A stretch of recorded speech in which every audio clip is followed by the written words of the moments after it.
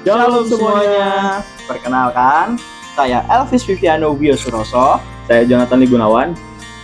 Pada saat ini kita bertemu di Be Faithful Podcast. yang dimana pada hari ini kita akan belajar dan berdiskusi tentang bagaimana Injil tetap hidup dan relevan dan bekerja di tengah kehidupan kita yang semakin menuju ke era digital, yang dimana kita bisa merasakan bahwa setiap pekerjaan apa yang kita lakukan dan setiap apa yang kita ingin abadikan, kita selalu masukkan ke dalam digital atau ponsel yang kita pakai ini. Nah, teman-teman semua, hari ini kita akan sama-sama bahas satu topik yang kayak rame banget nih. Tema apa sih yang penting itu? Yaitu bagaimana kita bisa menghadirkan Injil Tuhan di tengah kehidupan urban yang semakin digital ini. Gimana caranya, strateginya gimana, pentingnya gimana, datanya seperti apa, kita akan bahas sama-sama. Nah, teman-temanku sekalian ya, yang pada masa sekarang ini kita banyak mengetahui bahwa setiap apa yang kita lakukan pasti ada hubungannya dengan teknologi, seperti yang kita bawa ini yaitu handphone ya. Yang dimana setiap pekerjaan, setiap apa yang kita lakukan ataupun ingin berkomunikasi kita melalui handphone seperti ini. Nah, ini menunjukkan bahwa kita ya sudah memasuki era modern yang dimana semua informasi atau semua apa yang ingin kita lakukan itu bisa melalui handphone ini. Nah, teman-temanku sekalian, akan hal ini kita melihat sebuah data yang pada tahun 2003 yang dimana menurut laporannya rata-rata orang Indonesia menghabiskan sekitar 6,5 jam per hari untuk menggunakan ponsel. Nah, ini bisa mengindikasikan bahwa terutama bagi orang Indonesia, kita seringkali menggunakan teknologi atau ponsel ini untuk keseharian kita. Ya. Maka dari itu, ya, ini menjadikan Indonesia sebagai negara dengan rata-rata penggunaan ponsel harian yang terlama dibanding 19 negara lainnya. Ya, di tingkat global, berdasarkan data tahun 2025, penggunaan sosial media rata-rata menghabiskan sekitar 2 jam 21 per hari di platform sosial. Ya, juga disebutkan bahwa rata-rata user mengakses banyak platform per bulan sekitarnya 6-7 platform. Ya, apa artinya bagi kita? Di sini kita melihat bahwa kalau gereja tidak hadir dalam ruang digital ini atau perkembangan teknologi ini, maka gereja akan tertinggal dan maka juga gereja akan kurang berdampak. Nah, dari hal tersebut ya, kita sebagai orang Kristen terutama gereja, kalau kita tidak memasuki atau kita tidak menghadirkan gereja dalam era digital ini, maka kita akan kehilangan banyak kesempatan untuk dapat memberitakan Injil kepada setiap orang. Karena dari melalui teknologi ini, media sosial ini, kita dapat dengan mudah memberikan berita atau memberikan pesan-pesan kepada setiap orang. Yang dimana rata-rata sekarang orang-orang itu seringkali menggunakan teknologi dalam kehidupannya. Nah, di sini bukan hanya soal teknologi, ini soal digital yang sudah menjadi bagian dari ruang hidup orang urban, yang dimana Injil harus ditemukan di sana juga. Nah, teman-teman, kita tadi udah bersama-sama boleh lihat ya gimana sih penggunaan teknologi digital, gadget kita yang seringkali kita gunakan. Bahkan tadi sampai dikatakan ya rata-rata di Indonesia itu 6,5 jam per hari untuk screen time aja, untuk kita lihat HP kita ini. Udah lama banget ya. Kalau sudah melihat data juga fakta tadi, kali ini kita boleh kembali melihat Alkitab kita bilang apa sih buat melihat peristiwa yang sedang marak ini. Di mana sih ayatnya? Kita boleh buka sama-sama di kitab Yohanes pasal yang pertama ayat yang ke-14. Yohanes pasal pertama ayat yang ke-14. Di sana dikatakan firman itu telah menjadi manusia dan diam di antara kita. Maksudnya gimana nih? Kita udah bahas teknologi digital, era urbanisasi yang semakin digital juga, kok malah buka Yohanes 1 ayat 14 gitu ya? Apa nih maksudnya? Teman-teman semua di sini memiliki maksud.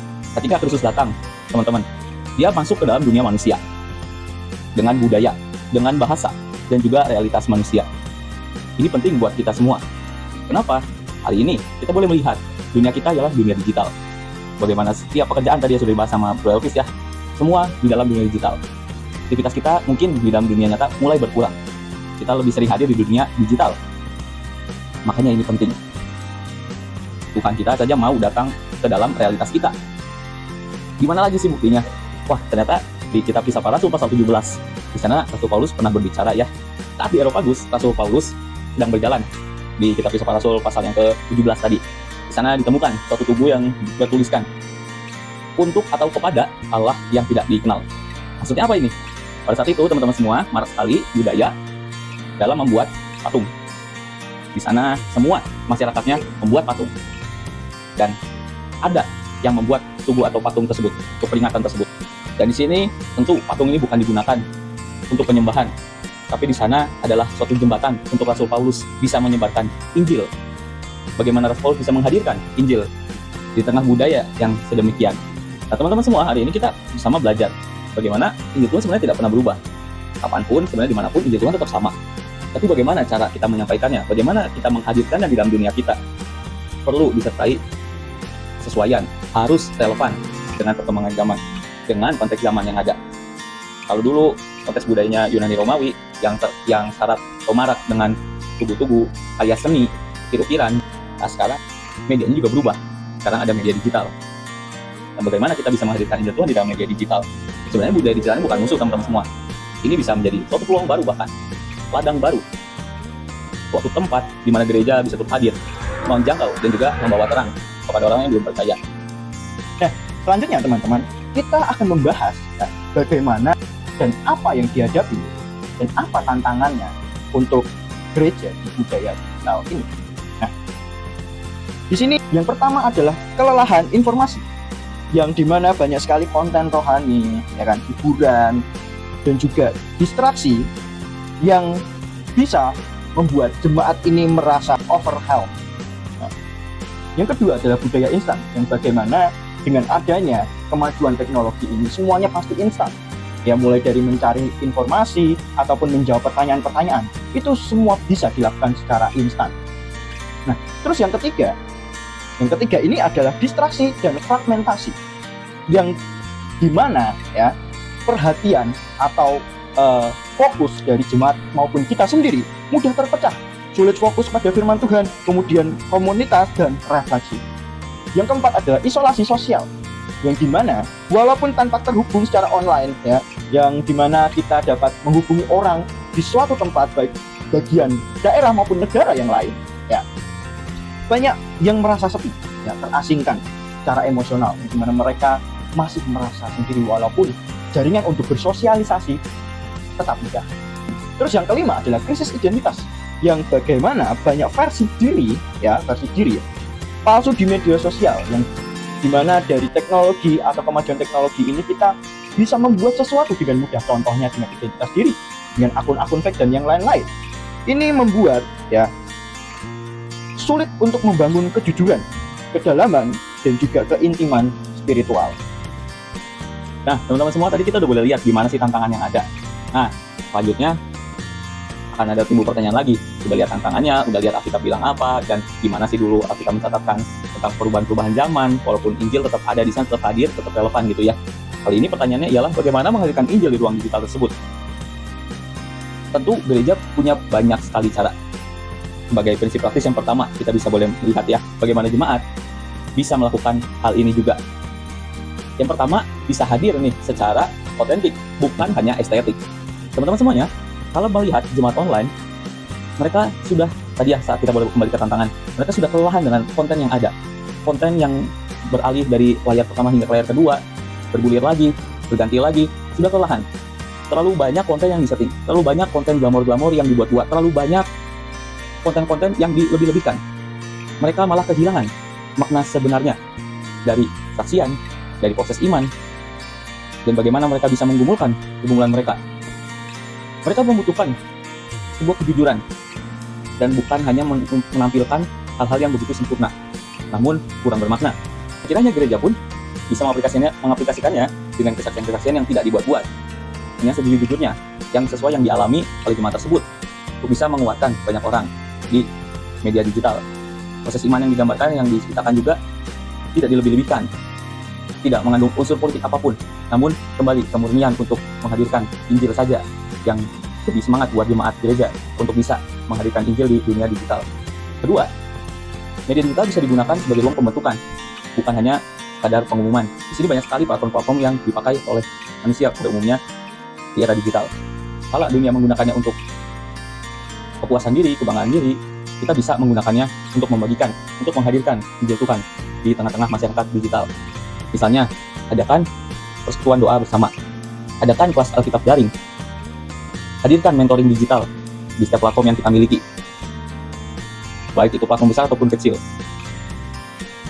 Dari langkah-langkah tersebut, media digital bisa jadi ruang komunitas, bukan hanya sekedar panggung untuk menunjukkan, wah, enggak. Dan begitu, ruang digital bisa menjadi komunitas yang otentik, yang tadi ya, bisa menghadirkan Injil Tuhan di tengah masyarakat digital. Gunakan bahasa, juga visual, yang dipahami bagi banyak orang, berbagai kalangan. Konsumsi masyarakat zaman digital ini seperti apa sih? Misalnya, video pendek, storytelling yang menarik, terdapat musik, gambar-gambar yang menarik. Yang terakhir, pastikan Injil Tuhan tetap menjadi pusat bagi pewartaan. Maksudnya seperti apa? Informasi banyak sekali teman-teman. Tadi dengan mudahnya kita bisa mendapatkan informasi. Hanya sekali ketik, kirim, di bawah 1 detik, di bawah 5 detik, di bawah 2 detik kita bisa mendapatkan informasi yang kita cari. Konsumsi yang kita dapatkan di media digital, misalnya motivasi hidup, self-reward, tren-tren rohani yang mulai melenceng, dan ini yang menjadi fokus bagi gereja.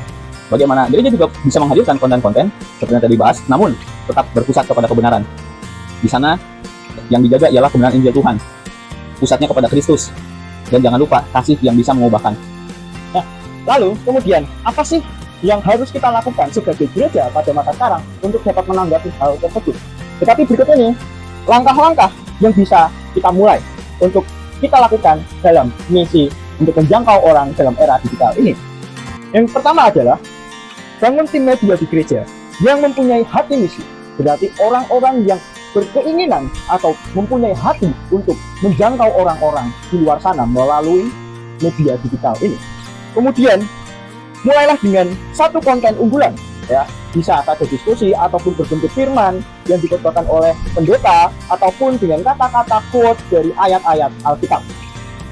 Yang terakhir adalah pastikan adanya tindak lanjut dari baik pendeta maupun gereja, yang dimana di sini kita dituntut untuk juga mempromosikan, ya, pelayanan ini, mempromosikan platform ini kepada orang lain supaya orang lain itu menerima berkat, menerima berita keselamatan. Jadikan ruang digital ini menjadi sebuah platform yang dimana menjadi sebuah langkah awal untuk dapat menjangkau setiap orang yang belum mengenal Kristus. Oke teman-teman semua, hari ini kita udah boleh bersama lihat ya bareng-bareng gimana sih cara kita baik jemaat gereja bisa menghadirkan Injil di tengah budaya urban digital. Bagaimana tantangannya, bagaimana cara kita menanggulanginya, bagaimana solusi kita, lalu juga bagaimana kita berkata. Dan hari ini tempat digital, media digital bukan lagi tempat yang asing buat kita. Di sanalah ladang kita. Ladang untuk apa? Ladang untuk kita bisa menjangkau banyak orang. Untuk apa? Untuk kembali kepada Injil Tuhan. Di tengah harus terus konten manusia zaman ini sudah begitu kelelahan dengan konten-konten yang dihadirkan oleh media sosial, platform-platform digital.